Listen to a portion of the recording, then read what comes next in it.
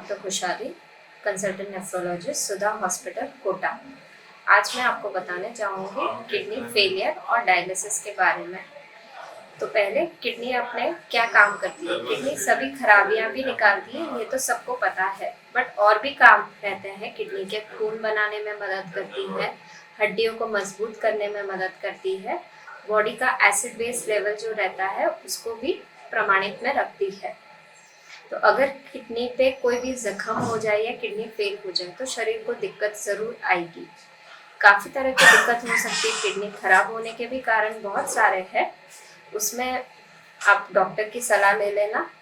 लेकिन मैं बताऊंगी कि अगर किडनी पे जख्म होना, किडनी खराब होना, ये दोनों ही चीज़ में काफ़ी अंतर है। हम इंग्लिश में बोलते हैं किडनी इंजरी और किडनी फेलियर। इन दोनों में चीज़ में बहुत ज़्यादा अंतर है। किडनी इंजरी जब थोड़ी बहुत भी जख्म हो जाए किडनी पे तो उसको बोलते हैं। किडनी फेलियर हम बोलते हैं जब किडनी पूरी तरह से काफ़ी कमज़ोर हो जाए और शरीर पे भी उसका असर दिखने लगे, बाकी जगह पे भी, हार्ट, लंग वगैरह पे।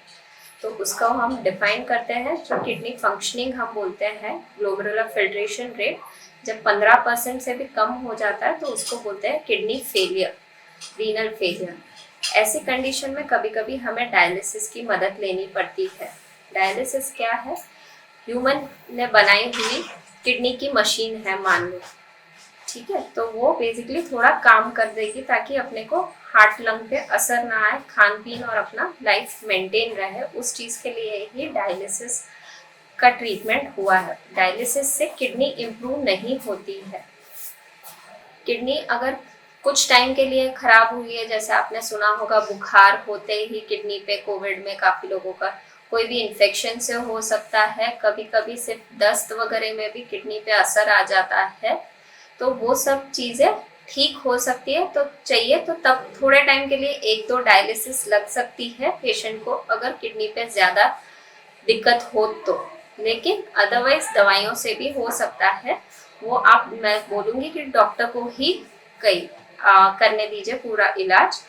बट डरिए मत कि कभी कभी डायलिसिस 1-2 बार ज़रूरी होता है, उसके बाद ज़रूरी नहीं आगे भी लगे। अगर वह बीमारी हम बोलते हैं अक्यूट किडनी इंजरी हो तो वो डॉक्टर ही बता पाएंगे कि वो अक्यूट है कि क्रॉनिक। डायलिसिस आगे लगेगा कि नहीं लगेगा पेशेंट को, ठीक है। तो आप डॉक्टर का साथ दीजिए। एक बार डायलिसिस हुआ जरूरी नहीं कि हमेशा हो। तो ये एक आपकी जो मान्यता है वो गलत है।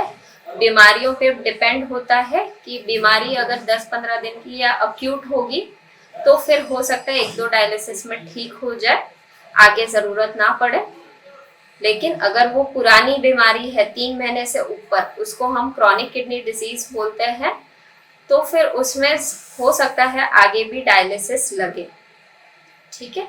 डायलिसिस अभी जिस तरह से मशीनें वगैरह बन चुकी है, तो ओवरऑल मैं रेकमेंड करूंगी कि हाँ, डायलिसिस में हर बार जो भी क्रॉनिक पेशेंट्स होते हैं, क्रॉनिक किडनी डिजीज के लिए हम करते हैं, तो उनको रेगुलरली करना है। एक बार करके फायदा नहीं है।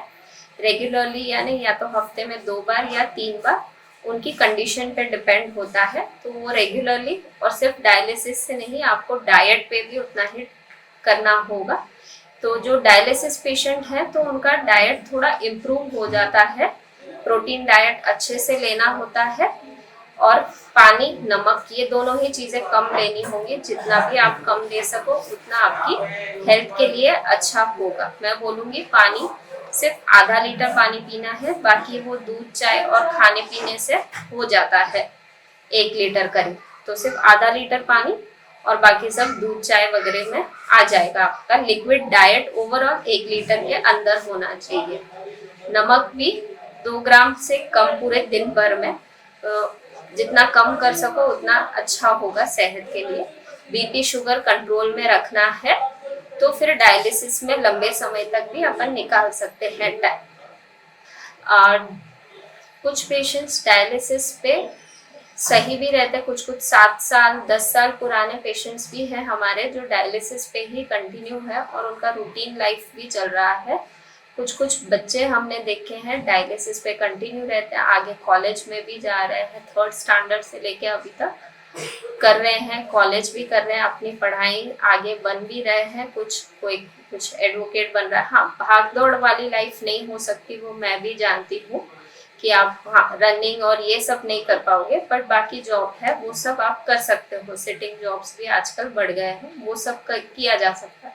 ऐसा नहीं कि आप काम नहीं कर सकते हो, ठीक है। और अगर कोई पेशेंट डायलिसिस करवा रहा है और उसके पास दूसरा, मैं बोलूँगी यंग पेशेंट के लिए ट्रांसप्लांट भी एक बड़ा ऑप्शन है और अच्छा ऑप्शन है, अगर आप घर पे कोई देने वाला है तो, डोनर। और जिनके घर पे डोनर ना हो तो आजकल कैडावर रीनल ट्रांसप्लांट हो गया है, यानी कि जो भी एक्सीडेंट के केसेस या वैसे होते हैं तो उनका एक किडनी या दोनों ही किडनी अगर अच्छी हो तो वो डोनेट की जाती है। बट उसके लिए गवर्नमेंट ने एक बड़ा सा वेटिंग लिस्ट है, लेकिन फिर भी मैं चाहूँगी जिनके घर पे डोनर वगैरह की सुविधाएं ना हो तो आप उसमें एक रजिस्ट्रेशन हुआ है तो उसमें आप रजिस्ट्रेशन करवा सकते हैं, ठीक है।